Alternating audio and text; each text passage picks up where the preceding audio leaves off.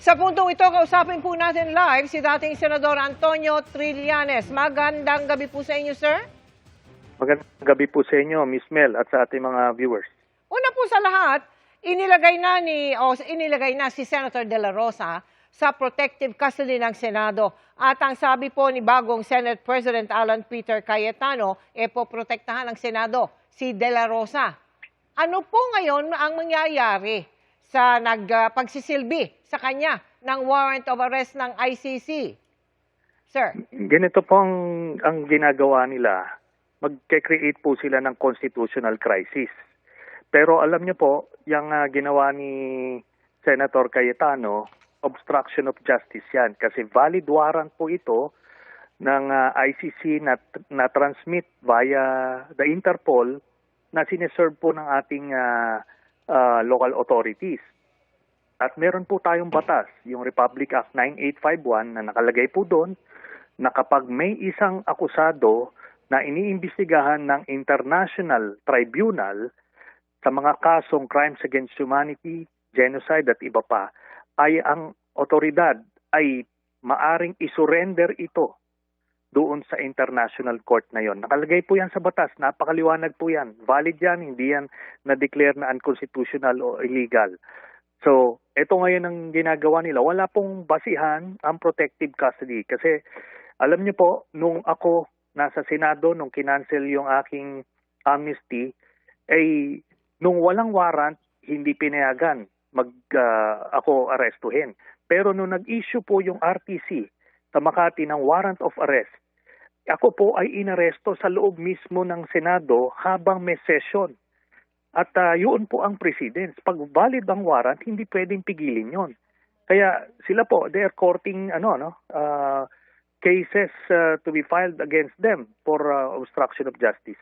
Mm-hmm. Pero sir, sa saligang batas po, Article 6, Section 11, nakasaad na a senator or member of the House of Representatives shall be privileged from arrest while the Congress is in session. Para po yan sa mga offenses na may parusang hindi hihigit sa 6 taong pagkakakulong. Hindi po ba? Ano po ang epekto ng probisyong ito sa kaso ni Senador De La Rosa? Yun po. Nakalagay po doon, 6 years or below. Kasi doon sa kaso ko po, nung ako ay inaresto sa loob ng Senado, ito po ay reclusion perpetua yung penalty noon. Kaya hindi ako na proteksyonan noon ng provision na yan. Ito pong crimes against humanity, ganun din po, life imprisonment ang penalty niyan. Kaya hindi siya pwedeng proteksyonan nung ganyang constitutional provision. Maliwanag naman po ito kung sino nasa tama rito. Ganito lang po, para maliwanag. Ito pong si Bato de la Rosa, ngayon ay nagpapa-victim siya na mode. Pero kung tatandaan po natin, kay siga-siga nitong mamang ito, libu-libong Pilipino yung pinapatay, tapos naghahamon man na sasama daw sa ICC, ngayon kung ano-ano ang ginagawa para iwasan yung pag-serve ng hustisya. May nakita po kanina dyan sa sesyon ng Senado yung video ng paghabol kay De La Rosa ng mga NBI agents sa loob ng Senado. Ang sabi ni De La Rosa, kasama raw ho kayo doon Ano ho ba talaga yung nangyari ng mga oras na iyon?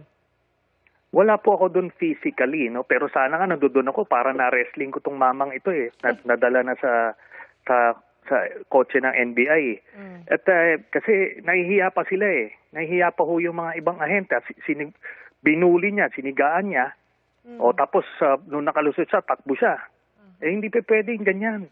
Nagpapatay ka ng libu-libong Pilipino, tapos iiwas ka ng hustisya. Di ba ho, ganito, simple lang.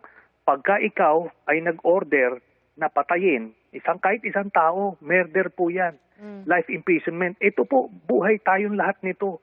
Nung nangyari yan, siya ang PNP chief. At naimbestigahan na po yan ng ICC. Meron certainty of conviction, yung ebidensya laban sa kanya. Kaya nga po, nagpataw ng warrant of arrest. Yun po. Paano po ba kayo nakakuha ng kopya ng warrant? Ito po ay nabigay sa PCTC. Kanina po, nung nag-appear siya. So, ito yung sealed warrant. Ngayon, ako po ay nakikipag-ugnayan sa kanila simula pa po 2017. Di ho ba? So, simulat sa pool, nagko-coordinate ako sa kanya para nga sa ICC, para nga makakuha ng hustisya yung mga pamilya ng mga nangamatay nung sa EJK no panahon ni Duterte. So hindi ko po binibitawan itong kasong ito until mapanagot natin yung mga may pagkakasala dito. O so, ibig sabihin po ba niyan, kayo'y nandiyan dyan bilang tugon doon sa sinabi noon ni De La Rosa, no, go ahead, make my day. Yun lang Yes. ba? But really, you have no, how would you call it? You have no participation in all of Gan- this. Wala? Am I correct, sir? Ganito po, maliwanag po yung hamon niya, nasamahan ko pa rin yung mag-aaresto sa kanya. Ganun lang po yung kasimple. Kaya ako nandito. E di, ano pa hong pinag-uusapan doon? Aha. Di ho ba? Oh, Opo. at malinaw din na yung NBI naghabulan pa para lang mag-serve ng warrant of arrest na hawak din ninyo. I mean, you have a copy of the warrant of arrest. Am I correct? May hawak po yung NBI.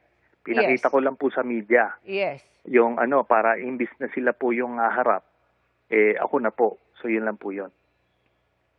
Pero sila po ang naatasan na mag-serve ng warrant kay De La Rosa.